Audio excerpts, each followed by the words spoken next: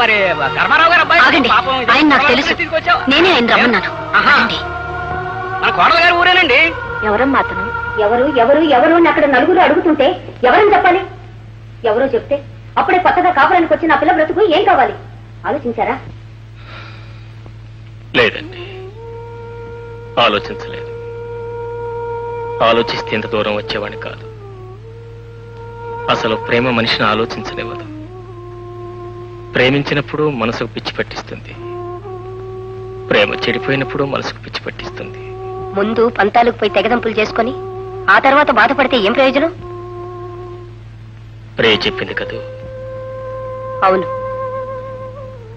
తను పెళ్లి చేసుకోవడానికి వచ్చినా నేనేమీ పట్టించుకోలేదు అని చెప్పింది కదా. అవును.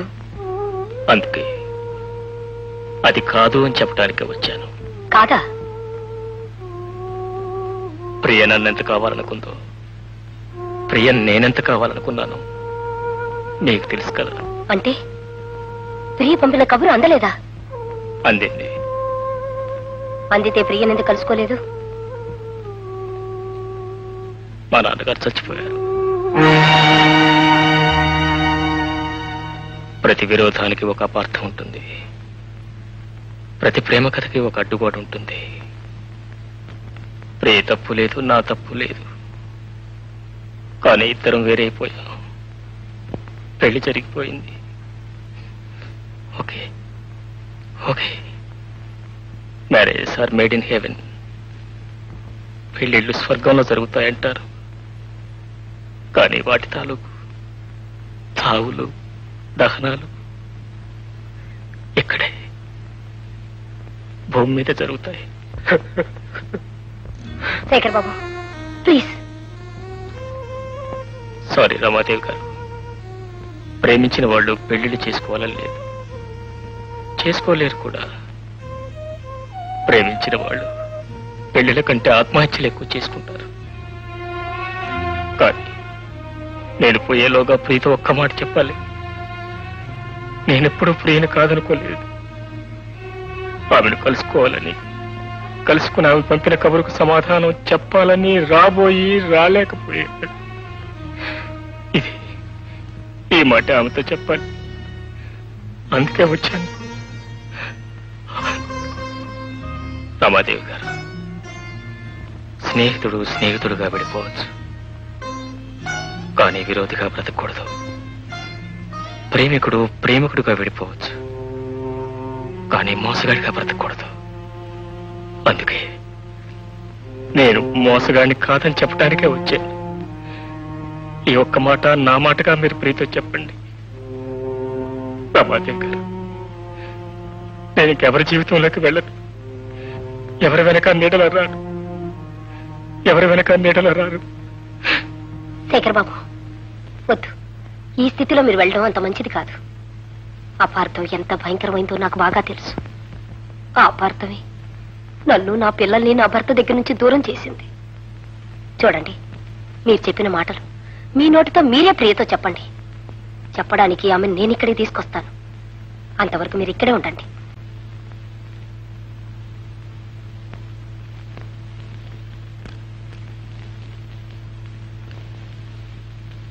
ప్రియే, ప్రియే, ఏం లేదు.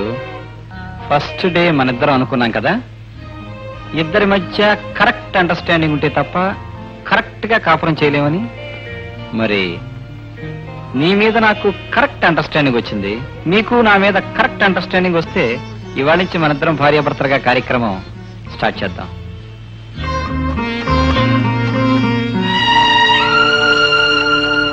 Any problem?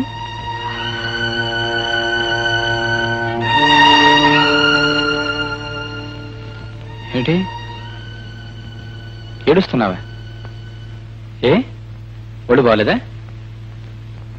మూడ్ బాగోలేదా? లేకపోతే నేను నచ్చలేదా?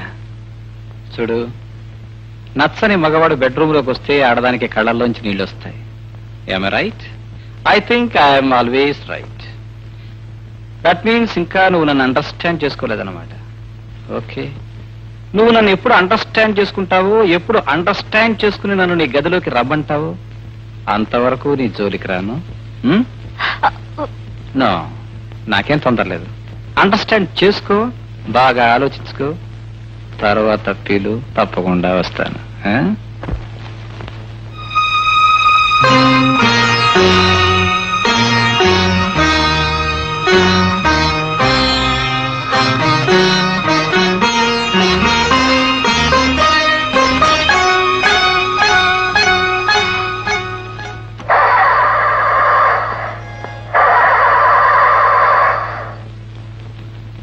హలో హలో హలో, ఏమండి మాట.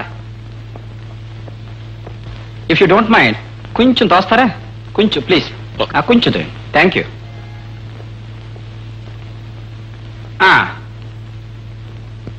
కొంచెం ఇంకొంచెం, కొంచెం ఫోర్స్గా.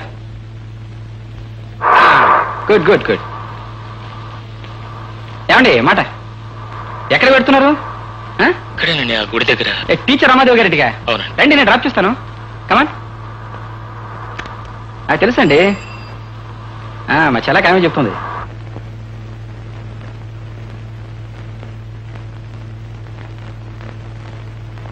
ప్రియా, నీతో ఒక ముఖ్యమైన విషయం మాట్లాడాలి. ఇక్కడ మాట్లాడొచ్చా? ఆయన గురించేగా? అవును. అసలు ఆయన ఇక్కడికి ఎందుకు వచ్చాడు? నిన్ను చూడాలని, నీతో మాట్లాడాలని. అన్నీ అయిపోయిన తర్వాత ఇక చూసేదే ఉంది, మాట్లాడేదే ఉంది. ప్రియా, ఇందులో ఆయన తప్పేం లేదు. నువ్వే ఆయన్ని అపార్థం చేసుకున్నావు. నేను ఆయన్ని అపార్థం చేసుకున్నానా? ఆయన నన్ను అపార్థం చేసుకున్నారా? ఎవ్వరూ అపార్థం చేసుకోలేదు. మీ ఇద్దరి మధ్య కాలం కలిసి రాలేదు అంతే. నిన్ను కలుసుకోకూడదని కానీ, నిన్ను పెళ్లి చేసుకోకూడదన్న అభిప్రాయం కానీ ఆయనకి ఏ క్వశ్చనా లేదు. నువ్వు కబురు చేయగాని నిన్ను కలుసుకోవడానికి వెంటనే బయలుదేరారు. కానీ దారిలో వాళ్ళ నాన్నగారికి గుండెపోటు వచ్చి ఆసుపత్రిలో చేర్చారని కబురు రాగానే అక్కడికి వెళ్లారు.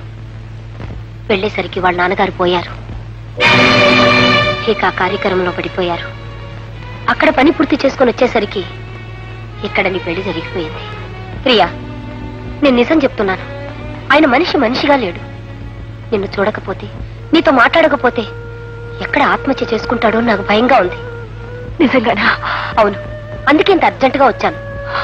ప్రియా, ఏదో ఒక రకంగా ఒక్కసారి మా ఇంటికి రావా? మీ ఇంటికా? నేను ఎలా రాగలను? ఎలా రాగలను చెప్పండి. నిన్ను చూడకపోతే ఆయన పిచ్చివాడైపోతాడు. ఒక పని చేస్తాను, మీ అత్తగారితో మాట్లాడి రేపు నా పుట్టినరోజుకి ప్రియన్ మా ఇంటికి తీసుకెళ్తానని అడుగుతాను. ఒప్పుకుంటుందా?